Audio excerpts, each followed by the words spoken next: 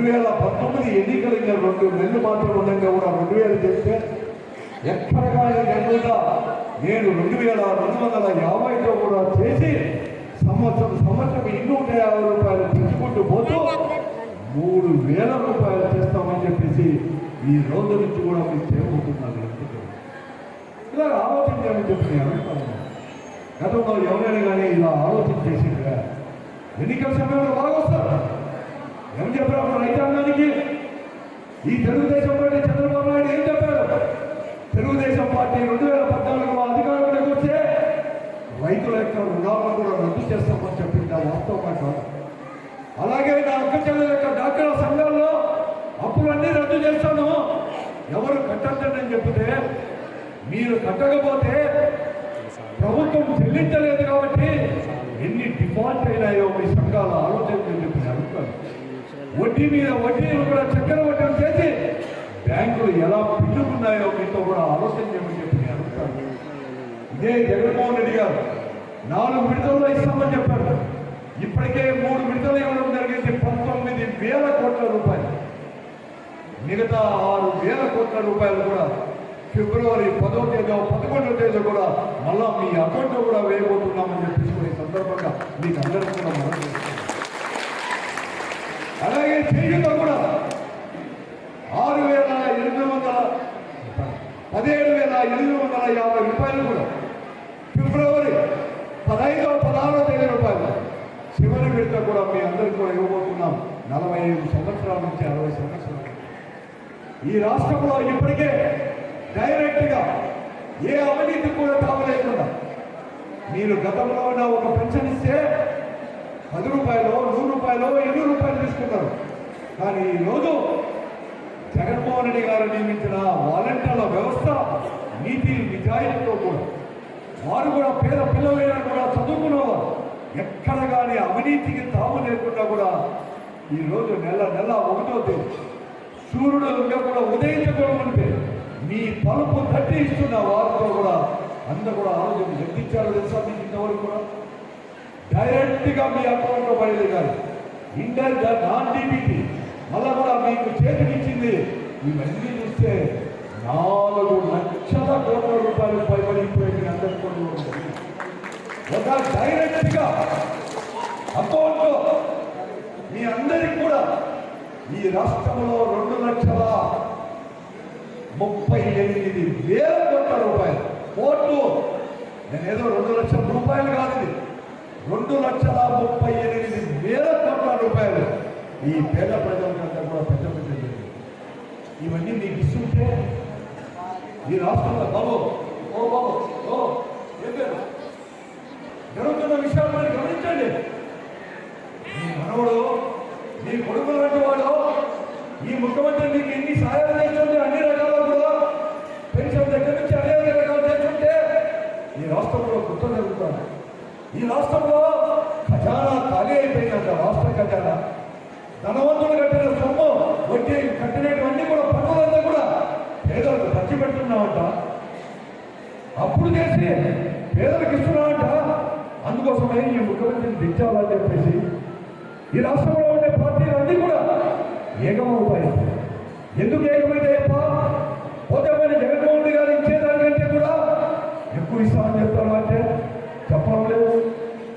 పోతే మాట ఇచ్చితే మాట తప్పకుండా మళ్ళా కూడా ఇస్తున్నారు అంటే చంద్రబాబు నాయుడు గతంలో మీరు 3 మార్లు అతను ముఖ్యమంత్రి చేశారు. ముఖ్యమంత్రి చేసినప్పుడు డాక్టర్ సంఘాలు కావచ్చు ఏదని కానీ ఆలోచన చేశారా? 1000 రూపాయలు పెన్షన్ 2014లో ప్రారంభమైంది. 2019 వరకు కూడా అదే పెన్షన్ కొనసాగించారు. కానీ ఏనాడు కూడా సంవత్సరానికి ఇంత కూడా పెంచలేదు. పాపాత్ముడు చంద్రబాబు నాయుడు గారు వల్ల కూడా ఆయన నాయకత్వంలో మీ దగ్గరికి వస్తున్నారు, కుట్ర చేస్తున్నారు.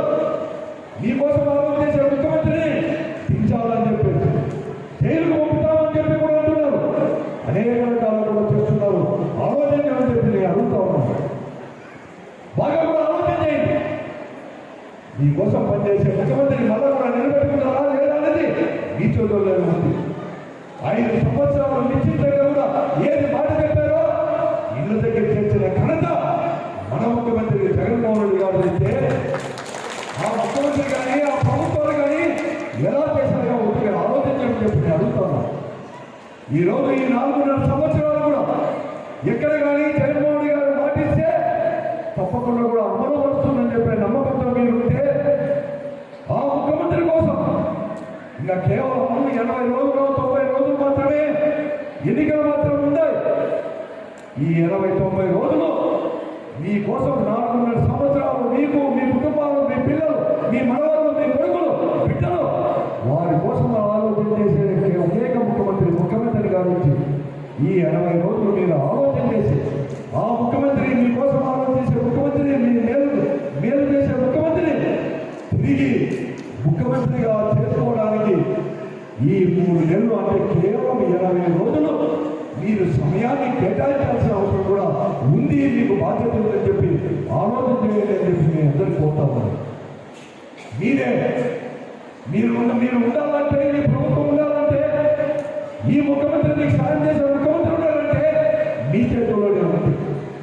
లేదు మరొక వారు కూడా చంద్రబాబు నాయుడు చేతిలో జగన్మోహన్లే ఎన్నికల సమయంలో చెప్పేది ఇస్తారేమో అని చెప్పి అనుకుంటే మీ చేతుల్లోనే ఉంది.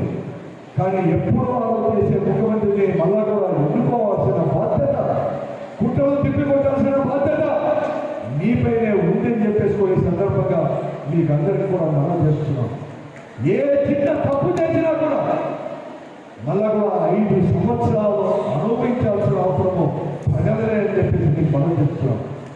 అందుకోసమే ముఖ్యమంత్రి గారు ఒకే మాట చెప్తారు, ధనవంతులంతా కూడా పెట్టుబడిదారు, ధనవంతులంతా కూడా ఒకవైపు, పేదవారు మధ్యతరగతి వారు ఒకవైపు, వారిద్దరి మధ్య కూడా ప్రచండ యుద్ధం జరుగుతూ ఉంది. ఆ యుద్ధంలో నేను ఎప్పటికీ పేదల దిక్కే అని ప్రకటించిన వారు జగన్మోహన్ రెడ్డి గారు. అతన్ని కాపాడుకోవాల్సిన అవసరము, బాధ్యత మీ పైన ఉందని చెప్పేసి ఈ సందర్భంగా మనం చేస్తున్నాం. ఎందుకంటే జగన్మోహన్ రెడ్డి గారు ఒక సంక్షేమాన్ని అందించేటప్పుడు కానీ కులాన్ని చూడలేదు, మతాన్ని చూడలేదు, వర్గాన్ని చూడలేదు, లేకపోతే పొద్దున్న నాకు ఓటేసారా ఓటు వేయలేదా అని చెప్పి ఆలోచన మాత్రం చేయలేదు. అర్హతే ప్రామాణికంగా చేశారు.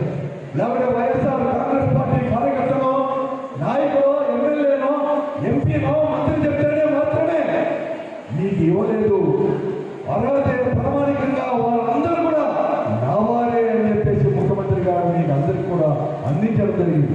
కానీ ఎన్నికలు వస్తున్నాయి కాబట్టి కులాలను రెచ్చగొడుతున్నారు, ప్రతిపక్ష పార్టీలు మతాలను రెచ్చగొడుతున్నారు, వర్గాలను రెచ్చగొడుతున్నారు. ఆలోచన చేయండి.